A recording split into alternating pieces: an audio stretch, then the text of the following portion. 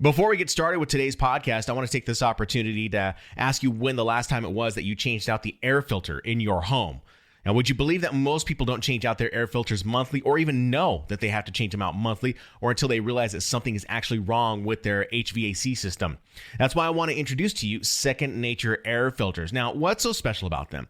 Not only are they effective at capturing the dust, pollens, the molds, the bacteria, but they also help reduce the energy usage of your HVAC system up to 15% and avoid costly repairs whenever it matters the most. But let's be real. The real reason you're not changing your air filters, is because you forget half the time. You're like how I used to be. That's why I went with Second Nature air filters. Second Nature has created a subscription plan to send your home's air filters each month right to your door, which forces you to change out your old air filters before the new one arrives, keeping your air clean and your HVAC system in working condition. I've certainly noticed that regular replacement of my home's air filters has reduced the amount of dust flying around in my place, but has also reduced how much I've been sneezing in my place. Before, I was changing out my air filter every 3 months and I was sneezing constantly. Now that I change out my filter monthly, I hardly ever sneeze. This is all thanks to Second Nature's filter subscription plan, and it's the one delivery that I actually look forward to every month. Get started with Second Nature air filters today with my referral link at thepodcasttherapist.com/secondnature. Mixdown Media Productions.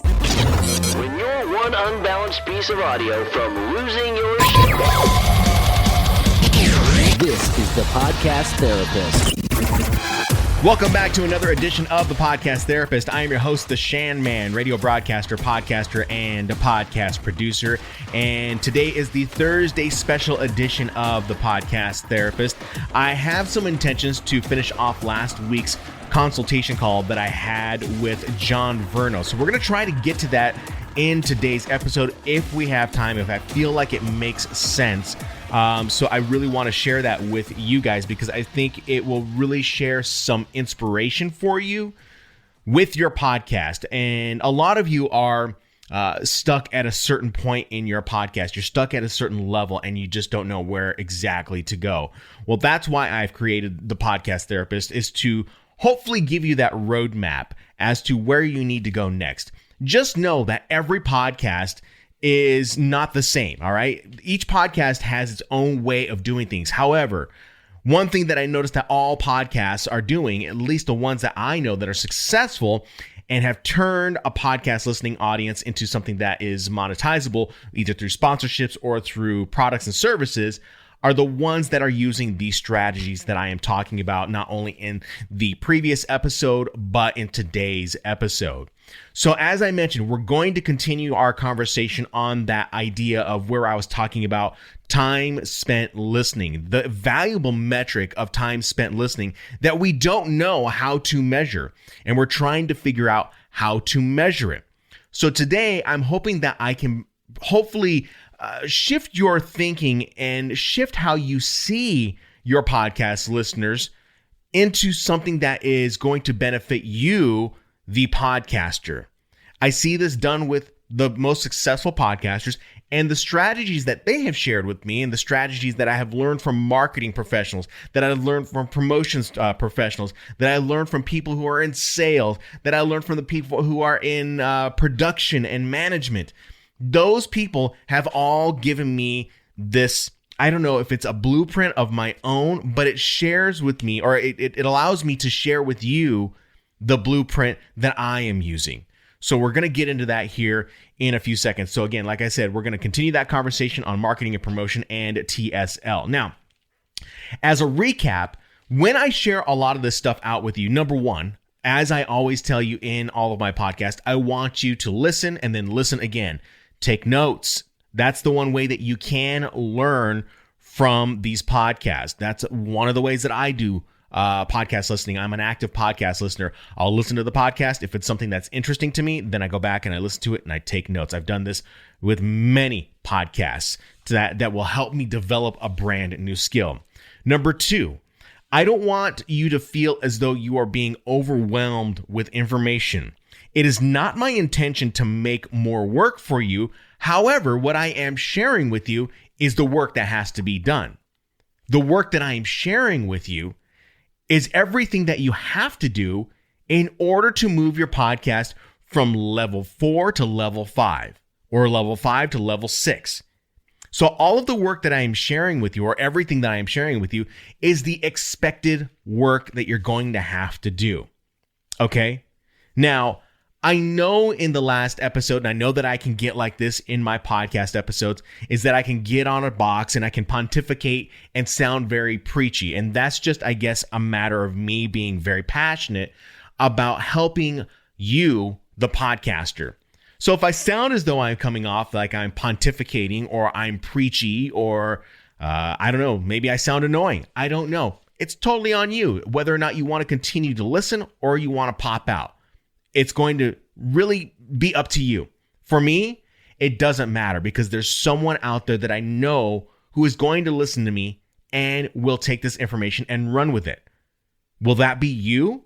Or will you be the person who is going to sit and say, oh, that's just too much work. I just can't do that. I understand that.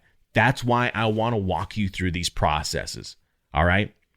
Next, when I talk about pushing to a website versus pushing to a podcast website, this is a question that has been getting asked to me quite a bit. It's been a question that I see a lot of podcasters posting in forums on Facebook.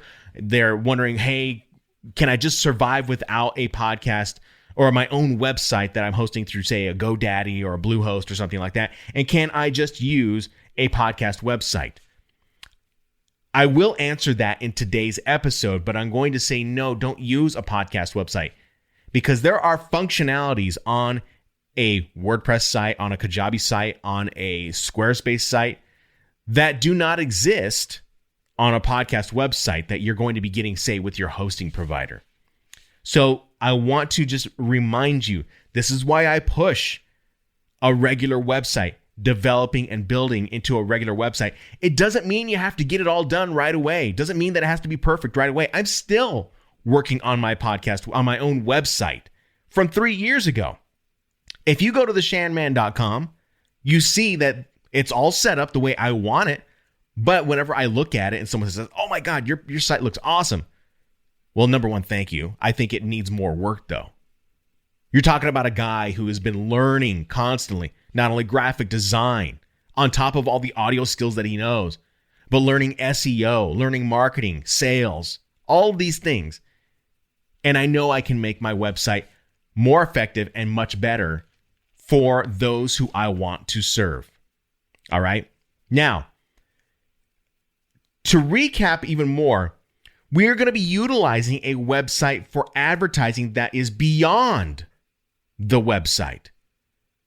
So I want you to start thinking about incorporating things that you can offer. I believe I mentioned this in, the last episode. I talked about you're going to have to think about things that you want to offer. This is where you're going to have to get creative. This is where you are going to have to put in the work. All right? So just make sure you know that there's going to be work done in addition to the podcast that you are going to be creating. Now, just know this one last point, all right? A lot of what you're going to be doing is going to be done alone. You're going to hear a lot of, I'm not going to say you're going to hear, but maybe you have heard a lot of these digital marketers say like, oh, you need to hire a team. You need to hire these people. And I don't discount what they're saying. In fact, I do believe that you should hire a team to help you build out these things. Maybe you need someone to help you build out your actual website. You might need to do that, and that's going to require you to invest. You're going to have to invest money into doing that.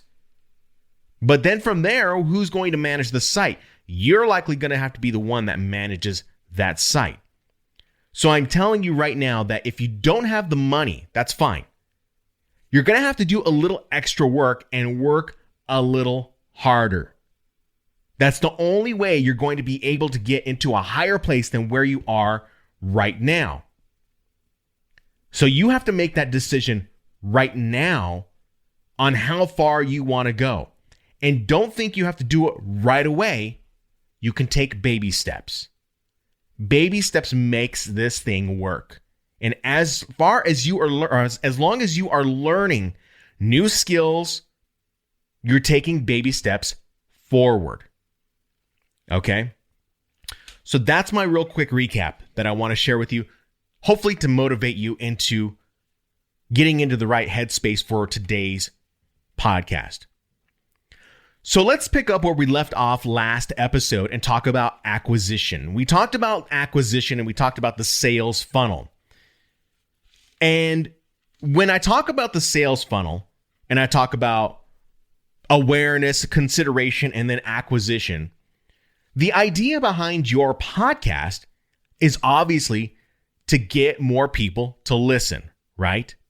So when we think of the sales funnel, you think of a sales funnel just like any other funnel, like a physical funnel, like maybe you're funneling, some type of juice into a jar.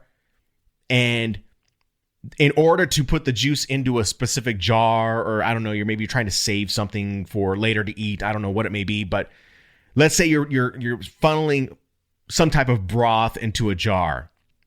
Well, as you pour that broth into the funnel that goes into the jar, as you pour that broth into the funnel, you notice that there's a lot of broth at the very top of the funnel, right? So you can consider this like the amount of listeners that you have. The more listeners that you have at the top of the funnel works down the funnel. And you know how the funnel works. It forms a little V shape. Not everyone at the top of the funnel is going to make it down to the bottom of the funnel or to the acquisition part. This is where it comes into the concept that I continue to bring up of who are you trying to serve and why are you trying to serve them? As a podcaster, you're not trying to serve everyone. I mean, you can, but you're not trying to serve everyone. Let's put it this way. Not everyone listens to true crime podcasts. Me, I've listened to them, but I'm not a big fan of them. I'll listen to them, but I'm not a huge fan of them. So I might likely be on the top of the funnel and maybe in the consideration phase of the funnel, in the middle of the funnel. But if someone asked me to take an action on that podcast, on a true crime podcast, to buy a shirt or to buy tickets to a show, I more than likely won't do that. And that's okay. I'm not their audience. So you have to think about this in the sense of your funnel. Who are you trying to serve and why are you trying to serve them? So as we look at that funnel, and the more we get people at the top of the funnel and we work people down that funnel, we get less of them, right? So at the consideration phase, we're getting less of them. By the time we get them to the acquisition phase, which is the very bottom, the little tip of the funnel, all right? As we pour that juice or that broth down the funnel, we get those who actually want to purchase or be a part of our universe. When I talk about acquisition doesn't necessarily mean that someone is having to buy something. It can, but it doesn't mean that someone's actually buying something. Your funnel or your acquisition could be that someone gets on an email list. That might be part of the sales funnel. They get onto an email list and now they are placed into a whole different funnel. Now maybe they're placed into a funnel where now you're trying to nurture them into buying something later. So your acquisition phase of your funnel doesn't mean someone has to get on an email list. Acquisition can actually mean someone purchases something from you. Maybe a t-shirt, maybe getting a bumper sticker. What do you think it could be? Joining a membership program, getting onto your Patreon. Now, there's a little more work that goes into getting someone to buy into whatever you're doing, and we're going to talk about that here very shortly. I want to go over a couple of notes about the sales funnel, though, and we're going to get a little deeper now into this concept of marketing and promotion for your podcast, all right? When we think about the acquisition phase and we think about the sales funnel itself, how do we get someone to really buy into what we're doing? Well, this always points back to the number one thing that we all appreciate, and that is value. If you provide value, then someone is more than likely going to say, I like this. What else do they got? So provide value and someone will consider you. Now, you can do this on a free basis. You and your podcast can provide value for free. You've heard of people say like, well, yeah, podcasters use podcasting as a marketing tool.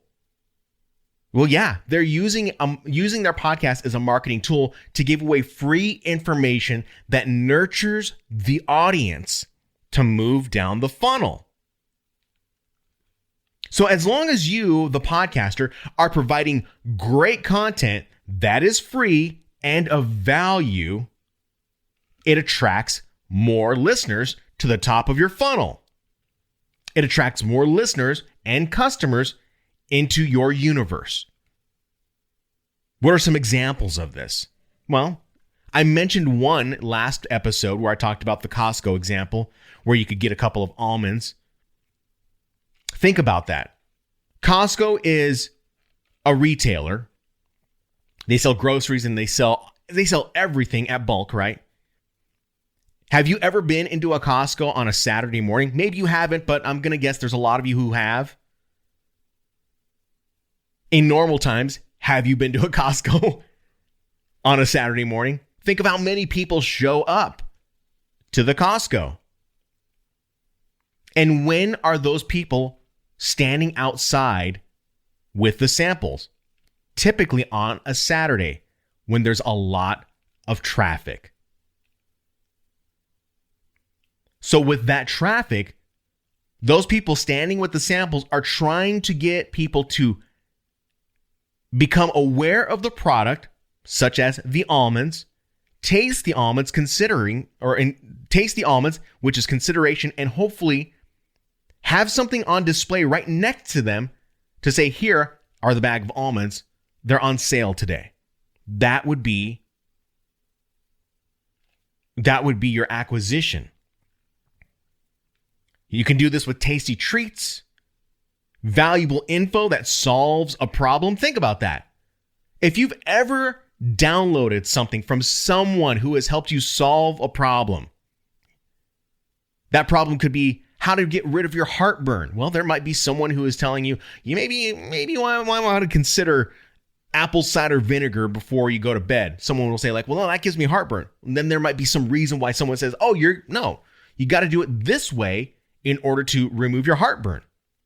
Well, how do I get that? It's a free download on my site. It's value. The value can come in forms of making processes more simple or easy, or just solving a problem, or maybe it's to help someone cope.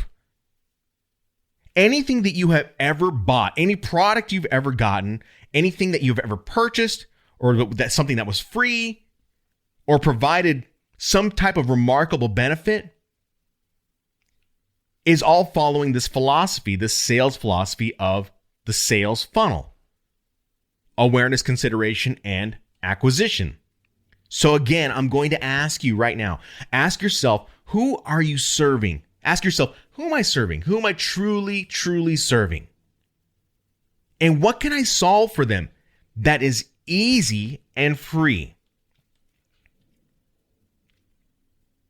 That's going to be the easiest way that you can get someone to come in and be a part of your universe. Now, I say this all the time, right? I know that people say like, well, he says this all the time. Well, I don't know, where is the connection? How can I make the connection to know that I can see something more tangible that will allow me to keep these people in on my universe and consider what I have to offer?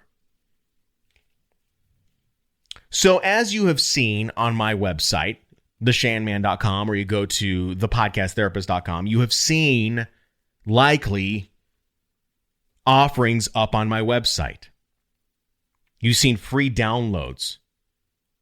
And free downloads, for me, are used as a means to build and grow an email list. I talk about the email list all the time, right? All the time I talk about the email list. And I'm asking you, I guess politely. I mean, I could be a little more stern, but I'm asking you politely. I'm just asking you. You have to consider building an email address. Building an email list.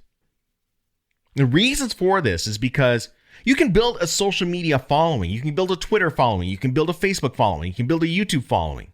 You can build a Pinterest following, an Instagram following.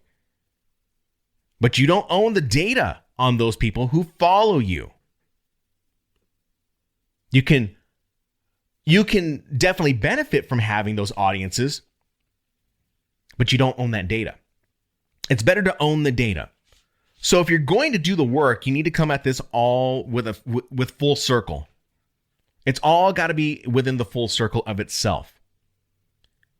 You have to be punching back each time in order to know that you're getting this audience to stick with you. Social media, like I said, is just one of the means. It's one of the transportation pieces to get the message out there. Email marketing is just another one of those means. We all check email every day. If someone doesn't want to be a part of your email list, that's fine. That's completely fine. But those who want to hear from you, those who want to get information from you, who want to get value in your email newsletters, they'll be a part of the email newsletter list. So as a reminder, you have to get creative on what you can provide for people. What can you provide for free that's going to solve a problem? Typically, this is something where if someone comes into your universe via your podcast and then they happen to hop onto your website, you're likely trying to help them with something that is at the beginning of the journey. I know that there is one of my YouTube viewers who has a podcast called My Stuttering Life. And it's a podcast specific for those people who have had stuttering problems all of their life. Easily, I can come up with a quick PDF. If I collaborated with this human, right? If I collaborated with this podcaster and I said, hey, this is the PDF that I think that you should come up with. What is it that you can do to solve this, solve a person's problem if they have a problem with stuttering? What exercises can they do to become a more fluid speaker? What did you do? What was your process? And how can you share that to serve and help others? That's what I would do if I had that podcast. So the next thing that you would need to do is you would need to come up and get creative. How are you helping someone get over the hump of the very first part of the journey? It doesn't necessarily have to be the first part of the journey. You're not necessarily helping someone. Maybe you don't have to help someone. Maybe all you're doing is you're offering something for free, a bribe in exchange for an email address to get them on your email list. These don't necessarily have to be PDFs because I know a lot of people have entertainment podcasts, but that just means that you as the entertainer is going to have to figure out ways to invest in giving free things away. Get creative. What is it that your audience wants? Ask them, what would be something that they would want for free that is of value? If you don't get an answer, start making it. If it doesn't work, start from the drawing board again, make another one. This doesn't have to be perfect right away. If you're creating a podcast, it's taking work every single day. You have to wake up knowing that you're going to make something that is going to impact someone's life. So if we go back to this idea of PDFs and helping someone at the beginning of the journey, giving them a roadmap to getting to some point, solving the problem, right? You place these PDFs on your site as free downloads by utilizing an email marketing system like MailChimp. Now, MailChimp is going to, let me back up, because I know there's confusion about what MailChimp may be. MailChimp is an email service provider. It is not Gmail. It is not Yahoo Mail. It is not Hotmail or Outlook. This is an email service provider that can send emails in bulk and that is complying with federal and international law so that you can market appropriately to your audience. MailChimp is typically used in tandem with online opt-in forms. You can find opt-in forms to put on your website, typically through plugins, but the best ones are typically done through, say, like Opt-in Monster. Lead Pages is another one, but I will tip you off on this right now. You're going to have to invest in these tools if you want to make things happen. This is why I always push people to say, I don't know why you're using a WordPress site when you could use a Kajabi site. When they look at the price tag of Kajabi, they go, oh my God, that's just a lot of stuff that I'm going to have to, it's a large monthly fee. I get that. But it's the same exact amount that you're going to have to pay for if you are using a WordPress site to tie in third-party applications. We can get into this at another time. But I want you to start making some intentional decisions. If you decide to use a WordPress site, just know you're going to have to invest in these tools. So you're going to want to place this PDF on your site as a free download to utilize as a lead magnet to get someone to opt in on your website. I promise I'm getting to the point. This all comes back to time spent listening. Number 3 in my points that I have here. This all relates back to time spent listening. How do we know how long someone has listened to our podcast? We don't.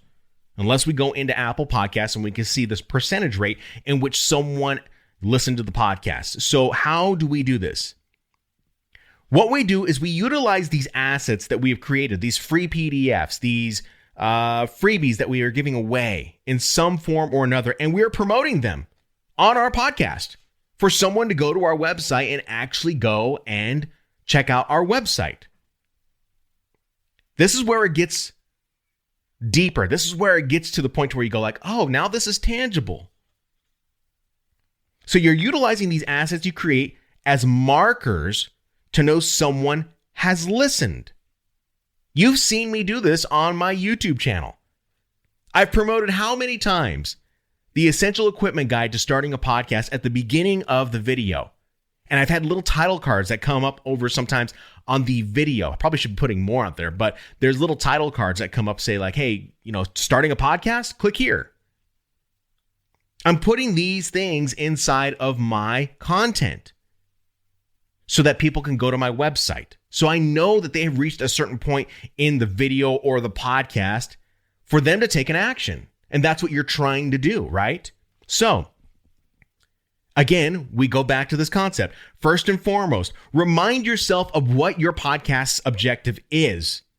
Then number 2, share your PDF download or whatever it is that is free for people to grab on your podcast, your YouTube channel. You can even do this through your social media. We do this in radio itself. When we are on the air and we have someone who is hanging out at a specific location. This is typically in normal times on a Saturday morning. I might go into the radio station and I might do an air shift, and there will be a liner. There's going to be a promotional liner that I'm going to have to read. And that promotional liner is going to say like, hey, I want you to go check out Brett Vesley. He's hanging out over at this fitness center from 11 until 1. You can sign up to win free, whatever it may be, and a chance to meet so-and-so or a chance to go to this concert. All you got to do is flash your red card. He'll give you a free CD of some sort. And of course, while you're there, sign up. Can you see what that funnel looks like? I'm giving awareness to the listener. I'm pushing them to go to the location, and then hopefully they can sign up. That is the acquisition. You're doing the exact same thing. But just know you're not going to get everyone. You're not getting everyone. You're going to capture the ones that are interested. Not everyone who comes to the booth when I'm out on location, not everyone signs up for everything. They do see things that are free. They see different concerts. Maybe they see Ozzy Osbourne's coming to town. Then they see Five Finger Death Punch's coming to town. Volbeat's coming to town. They see, I don't know, name a band. And there are people that have walked up to me and said, yeah, I'm not interested in any of those bands. That's completely fine. That's okay. Sometimes they just come because they want to see what I look like sometimes. I'm not even joking about that. They just want to see what I look like. And those are going to be your people who are at the top of the funnel. So capture the ones that are going to be interested. It's not necessarily the amount of downloads that you're getting. You want to capture the ones that are truly interested. Podcasting and promotion online is more about being narrow. With the episode with Mac Watson, he talks about podcasting being narrowcasting. You could talk about gardening for, forever. And you're just learning everything about gardening. It's all about narrowcasting, right? When it comes to podcast promotion and marketing online, we're talking about a narrow topic. We're talking about promoting something narrowly. You're capturing those who are interested in this narrow topic. Think about it. You're listening to this podcast because you want to learn more about podcasting. Do I talk about anything else other than podcasting? Yes, but it all relates back to podcasting. So serve those you want to help. And tell people where to get your download. Now this right here, if I could illustrate it in front of your eyes, this would be me writing onto a dry erase board right here. I would write this: tell people where to get your download. And then I would underline this next part: push them to your website. And this would be all in red. Now, this is where we go into the advanced play for you and your podcast. Why have I been pushing the idea of getting you to push your listeners directly to a website that you have developed on your own, built on your own, and not some website that is created through your podcasting host provider? I don't care if you're using a WordPress site. I don't care if you're using a Squarespace site. I would even venture a Wix site, but I mean, I'm just not too big of a fan of Wix. But we could say Wix if we want to. Kajabi website, whatever it may be, the ones that are more reliable, that are available for you to create and expand a business for your podcast. Those are the websites that I want you to use. How can we push our listeners off of the podcast and onto our website? And why are we doing this? This is all because of what we would call a remarketing or a retargeting pixel, or a Facebook pixel. You've heard of the Facebook pixel likely. If you have not heard of the Facebook pixel, this is what it is basically in a nutshell on the front-facing side. This is just on the front-facing side. I'm not even talking about the back side, all right? I'm not even talking about the side that you're interested in. Have you ever done a search online for something that you were looking for? Maybe you're looking for a brand new couch, or maybe you were looking for a new ring light for your podcast. I don't know what it may be. You've ever done that? And then you come across a website and you click on that website in the search results. And you click on it, and then all of a sudden you go, oh yeah, that's kind of cool. I'm looking at this ring light. It costs $150. What else do they got on there? Yeah, okay. Well, at that point, that retailer has considered you at the awareness point. When you jump off their website, then you maybe go do a little more scrolling. Maybe you're popping back onto Facebook and you get an ad served directly to you from the website that you were just on. That's called retargeting. Retarget marketing. That is what Amazon does. I mean, you get that from Amazon. If you ever gone onto Amazon, then you go back into Facebook, you start getting ads from things that you looked at on Amazon. And then these advertisers really, they drill down on what your preferences are. Facebook has so much data on us. Like, it's almost impossible to say, like, I don't want Facebook to have my data, because they have data on us. But this is where it's going to benefit you, the podcaster. So this is called retargeting in Facebook. In Google, it's called remarketing. So you, as a podcaster, are pushing people from your podcast onto your website so that you can get them to go onto your website to pixel them. So what is a pixel? All right. A pixel is a piece of code that you would put onto your website that is going to now track that visitor everywhere around the web. for a certain amount of time. It could be 30 days. It could be 90 days. It could be 120 days. I think there in Google, it's 540 days you could track someone. But you want to be able to do this in order to get them on your site, because you have caught them first by pushing them on your website into an awareness phase. And you want to get them into a consideration phase of either getting on an email list or maybe purchasing something from you.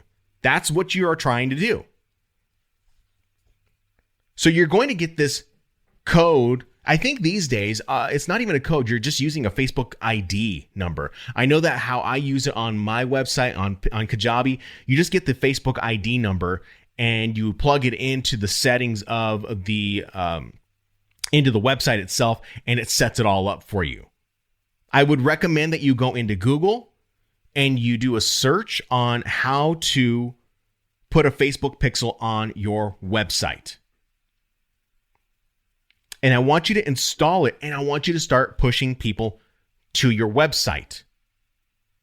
The pixel has so many deep, versatile uses that you can use it for, that this one action is going to change the game for you later on down the line when you decide that you want to pay for marketing for your podcast. That's a question that I see all the time. Should I be using Facebook ads to promote my podcast?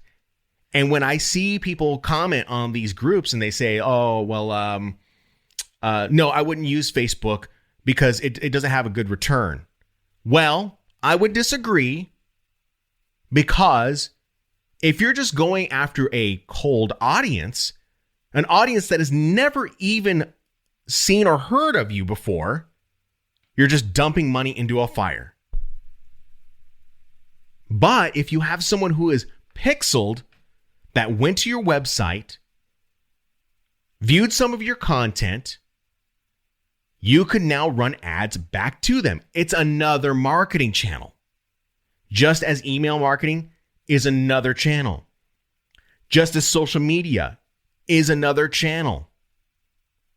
Just as word of mouth is another channel. Google how to put a Facebook pixel on your website and start driving people to your website today. If you don't have a website, start building one right now. Make it work for you. You don't have to work for it. Make this stuff work for you. Now, I'm going to answer a question that I know you're asking yourself, or maybe some are asking themselves right now. The question might be, well, Shannon, what if I don't ever want to run ads? I'm going to say it doesn't matter. It does not matter. Collect the audience. Pixel them. Pixel them on Facebook. And you can, when you pixel them on, let me back up. When you pixel them and they go to your website, you can now advertise to them via Facebook and Instagram. This is valuable data that you can use for your benefit. I get targeted almost every day from brands whose website or Instagram or Facebook account that I have either liked or interacted with in some form or another. I don't know if you knew this. This is something that I just learned the other day. You know, if you're on Instagram and you're creating content, and or a creator is creating content, and they allow you to bookmark and save a piece of content that you find in Instagram. I just learned today, not today, but I just learned the other day that you can now advertise to those people who have bookmarked content. So can you see the full picture of why we went down this statistics road? And I said to you, well, what's the most important statistic that you need to be looking at? Is it downloads? Is it time spent listening? Really, what the most important statistic is going to be the conversion. How are you converting someone from a listener to a paying listener, or from a listener to a subscribing listener? This is what I think really changes the game for podcasters. If you don't want to run ads right now, that is fine. Collect the audience. Push them to your site. Collect the audience. This is why you probably should build a Facebook following in some sense. This is why you should build an Instagram following. This is why you should build a YouTube. YouTube uses a whole different system, but the concept is the same. Likely some of you who are watching my YouTube videos have likely gotten an ad from me at some point in time, because I have run ads on YouTube. And there are different strategies at play there. So I hope this helps you, the podcaster, understand why I look at statistics differently than what most other podcasters are trying to look at. We can take any piece of content, we can take any piece of genre or any type of genre and push someone from that genre's podcast onto a website, have it pixeled, and start collecting an audience, even if you're not getting the email.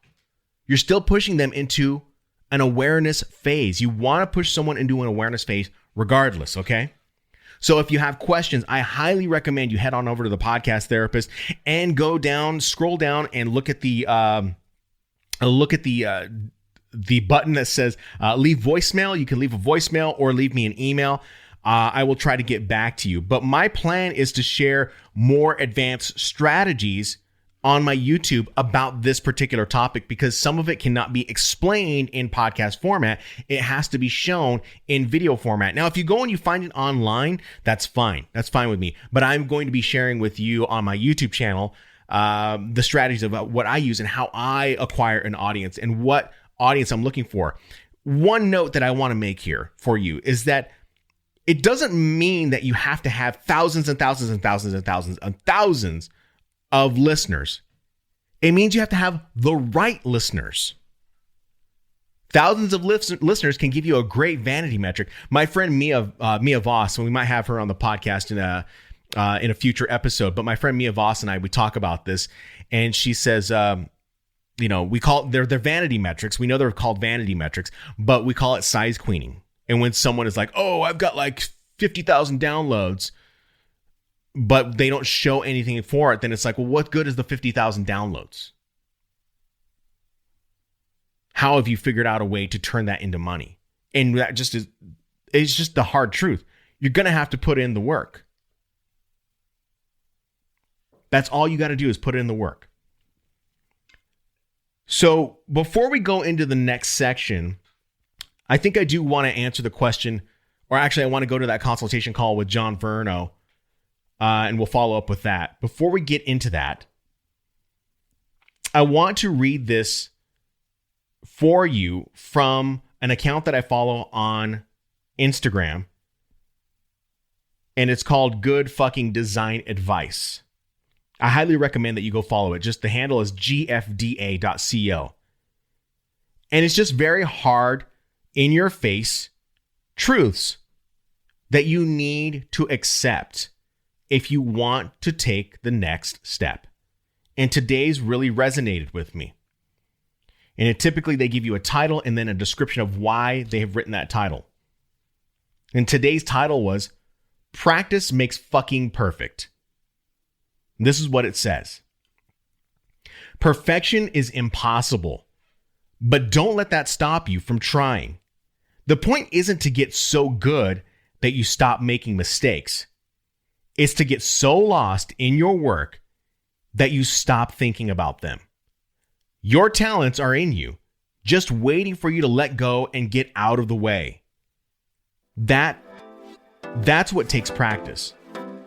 That's purpose. That's worthy of a lifetime of devotion. Perfection is a good goal precisely because it can never be reached. We're going to do some unnecessary explanations with John Verno, that consultation call coming up next. You're listening to The Podcast Therapist.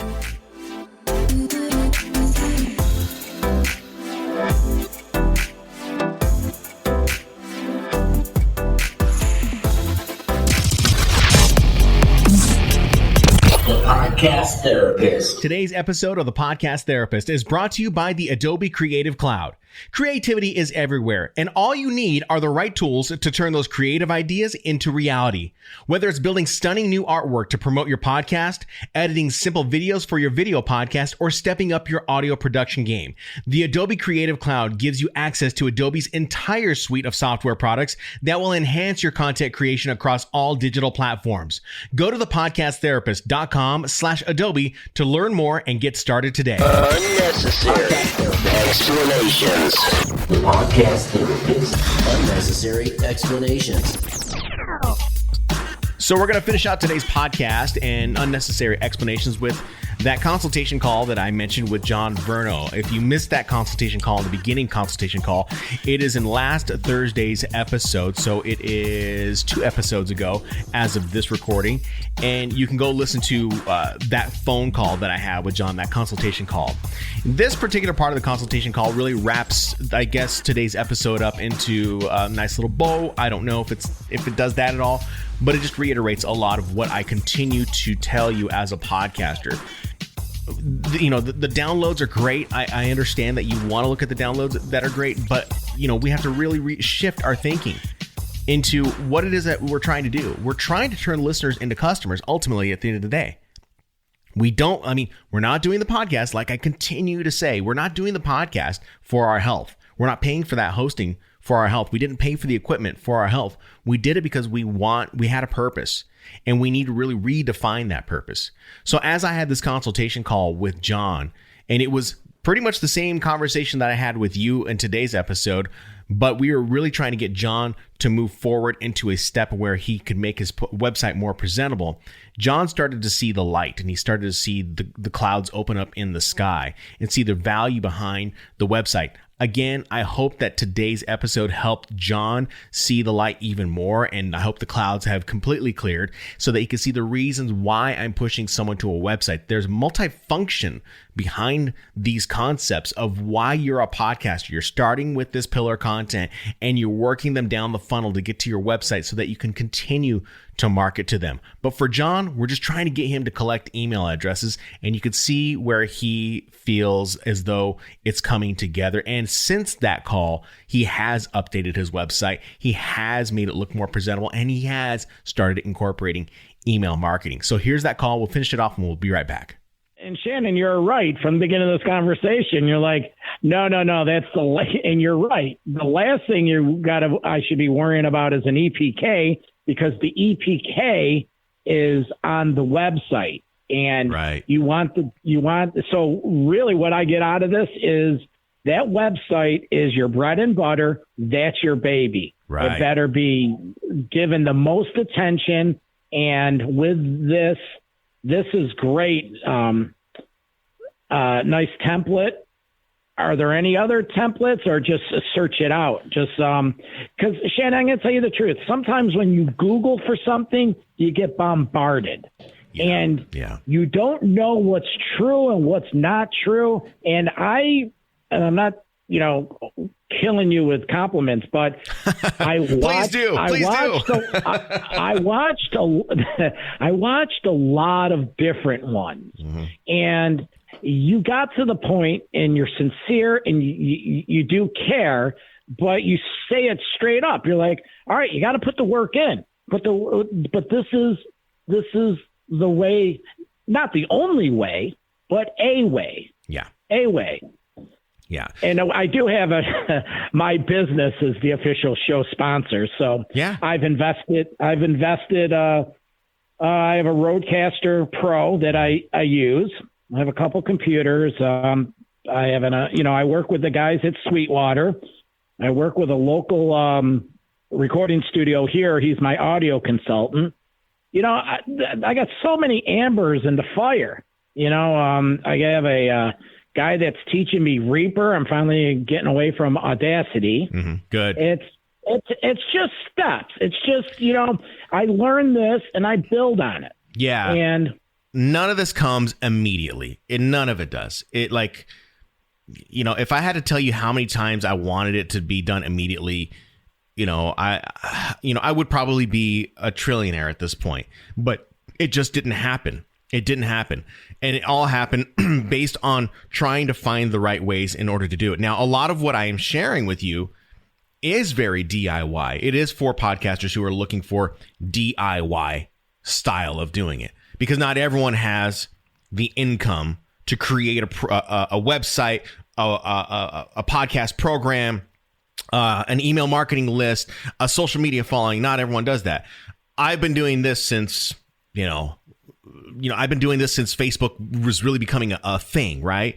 And so as I started building it out, I started thinking about it. I thought, well, I did all this kind of in chunks of my life, Now, does someone have to do this in chunks of their life? Not necessarily. They can pay for it. They can. It's just going to cost a lot of money. Like, if someone asks me, hey, Shannon, can you build me a website? And I go, well, what kind of website do you want? And they say, well, I want the $500 website. I'm like, well, that's going to be a very basic website. It's not going to do you very good. Then someone comes to me and says, I want a local website for my business that deals in, I don't know, let's just say like wedding DJ, offerings. And I say, okay, well, what do you want? Do you want a point of sale button on there? Do you want me to integrate all that? Do you want me to integrate graphic designs, all these things? And they say, yeah. I go, okay, well, that might be anywhere between $2,000 to $3,000, because we're having to integrate more, right? So when it comes down to doing it all yourself, you just do it. You learn it over time. And it's just like anything else. Exercise. It's like an eating program. It's like learning how to build an engine on a car. You're learning as you go. But if you invest in the education of it, then that can move you a lot faster ahead instead of searching for the answers on the internet. And I've gotten better. You just get better. Yeah. I cringe now when I go back and listen to some of the episodes before. I'm like, but it's just like a band. Fans think, oh, your first album was the best. Mm-hmm. But the band's like, oh, man, I can't even listen to that anymore. Right. Well, it's the same thing. I am creating here. Right. One question on GoDaddy. Can I get by at this point with GoDaddy? Or is that something in the future I'm going to have to look to expand? You're going to have to expand it out. GoDaddy's a great starter. It's a good starter for a lot of people, but it's just not going to do the things that you want it to do. Like, say, for instance, and I don't want to use my website as an example because you could always say my website's the perfect one, but let's go to that Balanced Bites website. And you can see she has everything on there. She built that out all over time. She now has obviously someone who is helping her out. But this is a WordPress website, and it has a specific theme that goes with it. All right.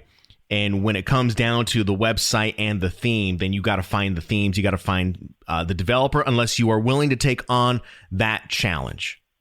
No, I am not. So this time of the year, I'm quiet now through early March. Yeah. That's why, I'm not working. I'm first time in 25 years because of COVID. Our nighttime weekend operation shut down because there's no bars up here in New York. Everything's shut down at 10 o'clock. So I have nothing but time on my hands, but I don't want to say I can't. At this point, I'm not prepared to do a website.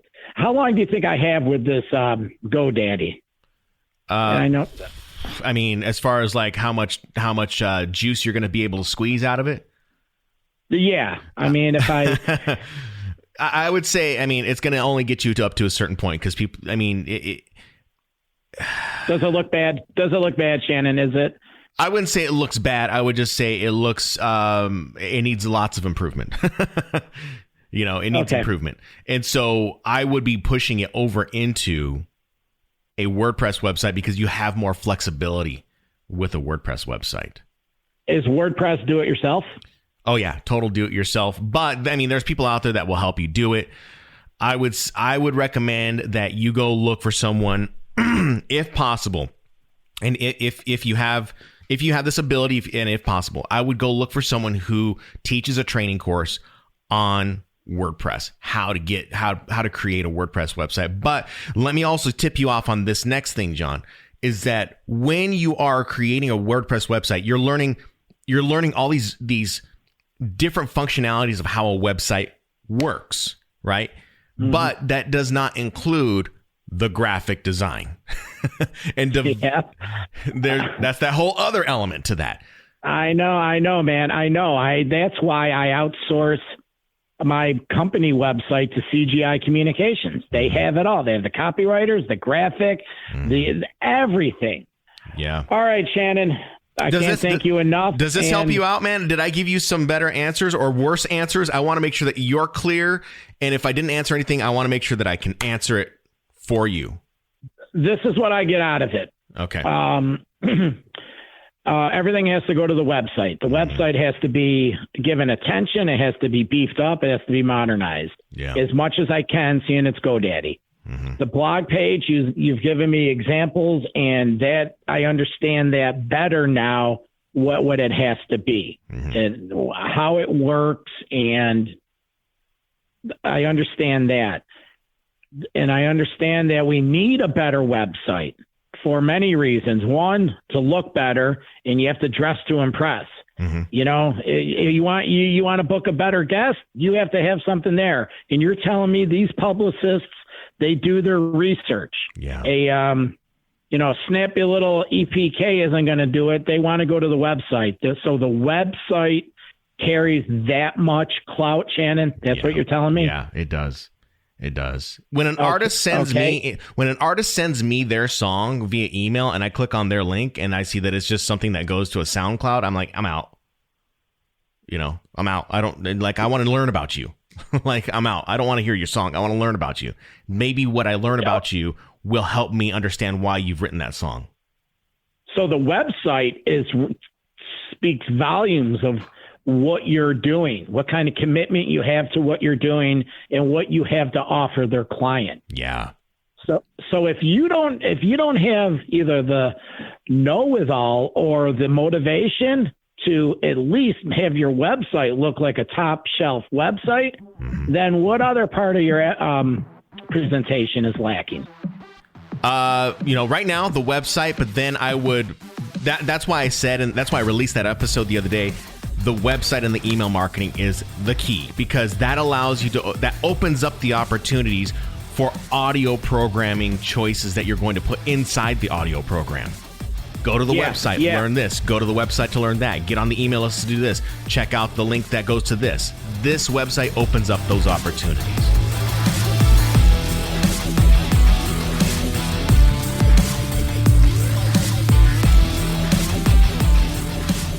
I hope this consultation call encourages you and helps you feel a little bit more like you're not alone than you feel you are, because there are guys out there just like John and just like you who are going through the exact same thing, and you're not sure exactly where to go. You don't have the roadmap, but you're figuring it out. You're looking for the right answers and the roadmap to making your podcast a success. So I will tell you this right now, and I think you can kind of gather it at this point, is that your podcast is just one piece of the puzzle.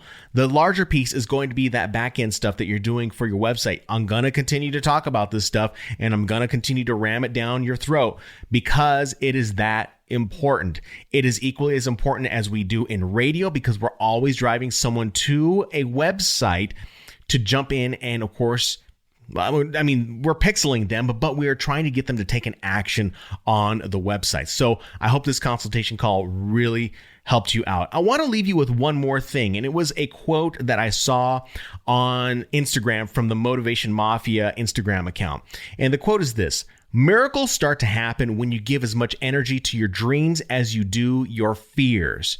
So you might be afraid to spend the money on a website. You might be afraid to spend the money on brand new equipment. You might be afraid to spend money on the courses that will teach you to become a better podcast editor, to be more speedy. Maybe it's a course on how to build a website, but you don't advance if you are giving your fears more energy than you do your dreams. So give your dreams the equal, if not more, energy, and you'll start to see your fears dissipate.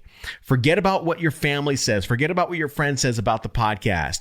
You are now developing a roadmap to making this thing work for yourself. Whether you want it to be a side hustle and you're making a few extra $100 every month so that you can go, I don't know, maybe to dinner or maybe to invest more in your podcast, that's enough. That's a success if you ask me. It's more than what someone else is not doing.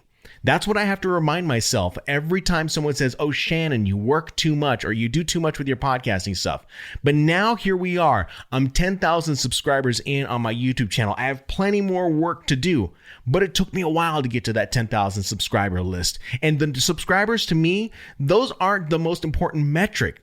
The metrics that's more important for me on the back end is that retargeting or that remarketing, so that I can know what I will be marketing to people, especially you, later down the line.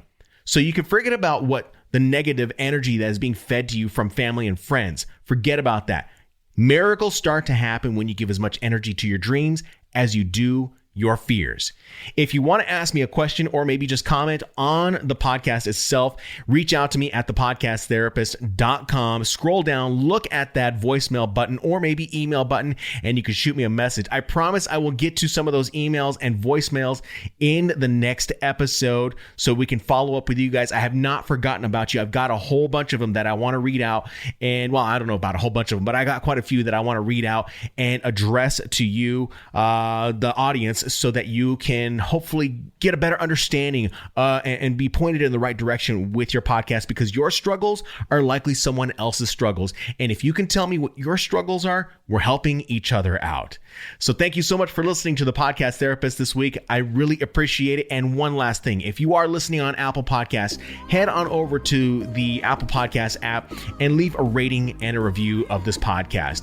I would love it if you shared your thoughts on what has helped you, what hasn't helped you. It doesn't matter what that rating may be. It only helps me become a better podcaster for you and for those who will be coming in and learning how to make this thing work for themselves. Have a great weekend, everyone. We'll see you next time.